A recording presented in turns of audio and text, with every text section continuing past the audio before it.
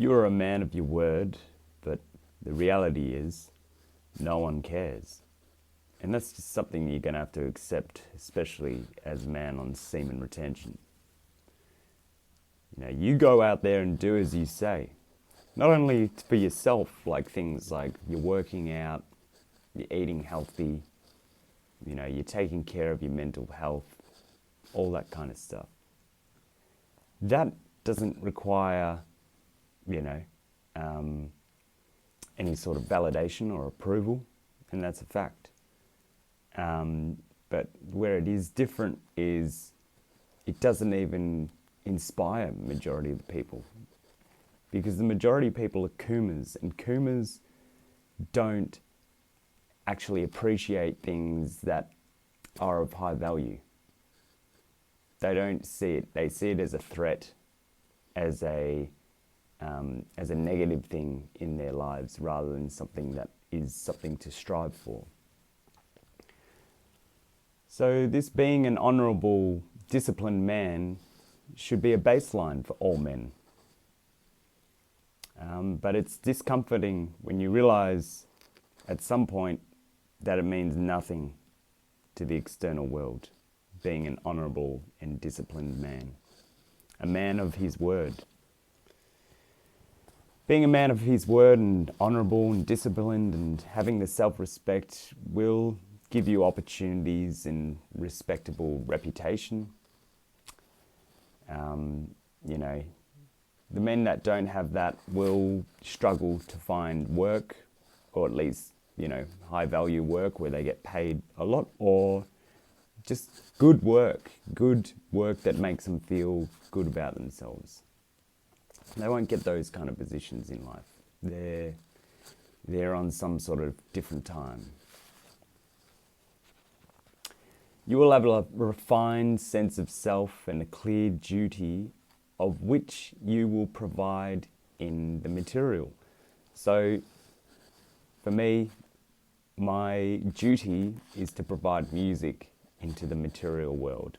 It's to entertain people, it's to make people feel better, it's to also share ideas, put forward new ways of seeing the world, singing songs in a way that is representative of this modern era, and hopefully as a tool to expand people's consciousness so that way we can actually elevate the collective consciousness into something higher and more respectable, with that being said. And yeah, let's say you're a builder. You could be building, you could be doing all these other things and doing a great job, you know, making sure all your projects are clean, the building and the lining and the alignments and all that kind of stuff is tight. And that's a sign of a man with self-respect. You know, providing something to the material world of benefit. That's what men really should be doing. See, all these things are admirable and every man should strive for these virtues. But there is no such thing as reciprocation from people who are unaware or do not care for such virtues. So there's always going to be those sleazy kind of Kuma, just dodgy, parasitic entities that want you to... Basically, they want you to provide something of value and for them to give you no value at all. So either to undercut you in payment, or diminish your achievements in like a social setting. Like maybe they'll be like, oh, well, you know, yeah, but you did this. And it's like, what are you talking about, bro? Like, you're trying to undercut what I've achieved. What have you done? A lot of the time, these people have done nothing. Don't even pay them attention, I'd say. So when you elevate yourself on semen retention and you get to these higher levels and these more refined, crystal clear levels, you understand respect respects respect. I'll say it again. Respect respects respect. So So when you find a person of self-respect, they're going to respect someone who has self-respect. When you surround yourself with people that actually respect themselves, you're putting yourself into a higher frequency. Real recognizes real. It's very simple. When you are authentic, when you are yourself, you recognize anyone else that's just being themselves, you know? It doesn't even matter how different you could be as far as, you know, your physical appearance, your gender, your political beliefs, where you came from, the way you talk. Real recognizes real. Fake doesn't recognize real. Fake does not recognize real. When fake looks in the mirror, they only see fake. Why? Because that's the facade life. So we're living in a material existence where we have these people living in this facade, lower vibration frequency where they're altering their appearance, they're altering their authenticity, their own character, their own personality in order to portray a different character. And that's not to say that you can't evolve and become a different person over time and have even multiple personalities within your own, you know, conscious being. Like, we've all got different sides of ourselves. But fake doesn't recognize real. Real, once again, is a threat. Self-respect is a threat. Because if you had self-respect, you wouldn't be a fake. Fake doesn't respect those who respect. Fake is often evil, negative, pessimistic, a downer person, someone that just brings this kind of like, or they're the kind of person that bullies people and, you know, picks things, just picking things all the time. You've got to always pick on something. So the selfish will never acknowledge the selfless either. Selfish people will never really care about people that do selfless things. And that's, again, this is part of the whole thing about you being a man of your word, maybe doing some selfless things, donating your time, doing just something to make someone's life a little bit easier because you understand the importance of that. But selfish people, they don't even recognize that. They don't care and will not acknowledge the selfless because it threatens their being. So when you take this knowledge into account, you can only move through life either by what I've discovered as two different ways of being when you have all this knowledge. When you're on semen retention, this is really like, it's so clear in front of you that you have really no choice but to go ahead either two ways. Option 1, staying silent. Option 2, integrating in the social matrix. So let's talk about staying silent first. So, you know, you could become mysterious, go hermit mode, reclusive. Keep your respect to yourself and don't waste that pure loving energy on anyone that can't reciprocate it, you know. Why would you waste any of that energy on someone? It sounds obvious, but on a micro level, people are draining you from your loving force every single day. Even a slight glance of attention is a small harvesting of energy.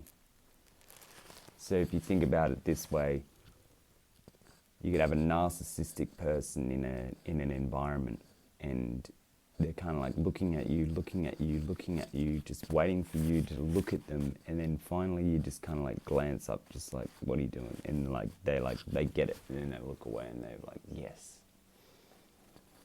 I got looked at today. It's pretty bizarre, but it's facts, guys. It's just what goes on. So the pros of staying silent and being a hermit is that you retain your energy, your dignity, your self-respect, and can even grow in confidence in reclusive kind of state. You will refine your whole being on a physical, mental, and spiritual level. Practice this with semen retention and you're just going to skyrocket. I'm telling you guys, being over 1 year, coming up to 1 year and 1 month.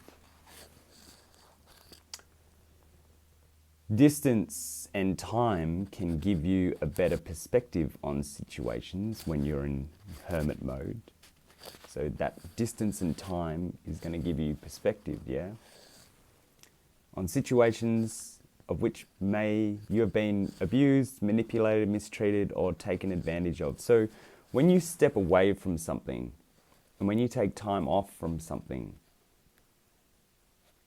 you really should reevaluate.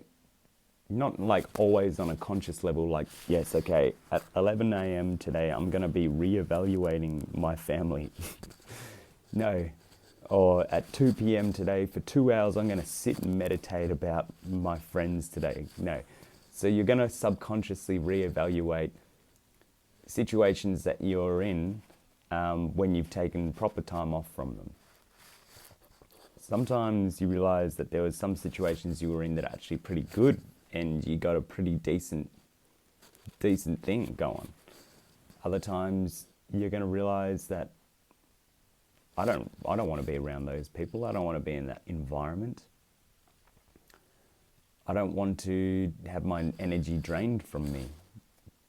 You know, for what? What do I get out of that? So, yeah, like that distance in time, you start to see the abusers, the manipulators, the narcissistic kind of people, the people that have taken you to town. They've taken advantage of you. This separation will allow you to practice discernment, so making better decisions, and see the situation from multiple angles and not be caught up in the clouds of which constant interaction may cause, a lot of drama. See, when you're always putting yourself in that vibration of other people, you're going to be stuck in this kind of cycle where it's just like you want to get out, but you're going back in, and you're in and you're out, and you're in and you're out, but you never really dried yourself off. You never really just let the sun shine on you and just dry off the piss that is on your body. All that waste, all that disgusting fecal matter of those low vibrational entities that you have been swimming with. As soon as you get out of there and you decide, that's it, I'm out. The sun's going to shine on you, and then all that kind of stuff is going to you start to smell it. You're like, oh, no, I'm not going back in there. I'm not going back in there. That stinks. That sucks. That's the worst vibe ever. I'm not about that. So going hermit mode definitely has its benefits. And this is the other pro of hermit mode. You'll have an air of mystery, and which will allow people to have more respect for you. Your presence won't be drenched in their misconceptions and or projections. You know that feeling in social situations. So the feelings in social situations where sometimes you are cast into a role. So if you're in hermit mode and you've got this mystery about you and you don't interact with these people enough, they don't know much about you, they can't push you into a box, they can't cast you into a role. You're not going to be the jester, or you're not going to be the bully, or you're not going to be the alpha male of the night that, goes and gets all the things for them. So you don't have to play these roles in these kind of situations anymore. So, there's always a dynamic within a group or an interaction or a social kind of interaction. It's like I was playing a gig yesterday, and it was my hometown, and I don't really appreciate the people of my hometown. I think they're quite pretentious. And anyway, so there was this older woman, and women in those kind of higher economic kind of areas are like the worst, I'd say. Like, they're just very disrespectful. She wanted a song to be played. I said, I actually don't know that one. And she's like, oh. And I'm like, wow. She literally just threw a kind of negative energy towards me. And I'm like, wow. You must think that I'm some sort of like jester or some sort of some clown that's just going to do what you want and just magically know songs that they're just going to appear in my head. This wasn't even a famous song. And anyway, so that's like, that's those kind of roles. Like, some people will see you, like, say if you're a builder, they'll be like, oh, like, he must just be some pleb. Or say if you're, a person that's working in an office, they're like, oh, he's just some NPC. Let's take advantage of him. So when you've got a mystery about you and people don't know what you actually do, that's where you start to have some real power and control within this realm. All right, let's get to the cons of this, and then we're going to wrap the video up.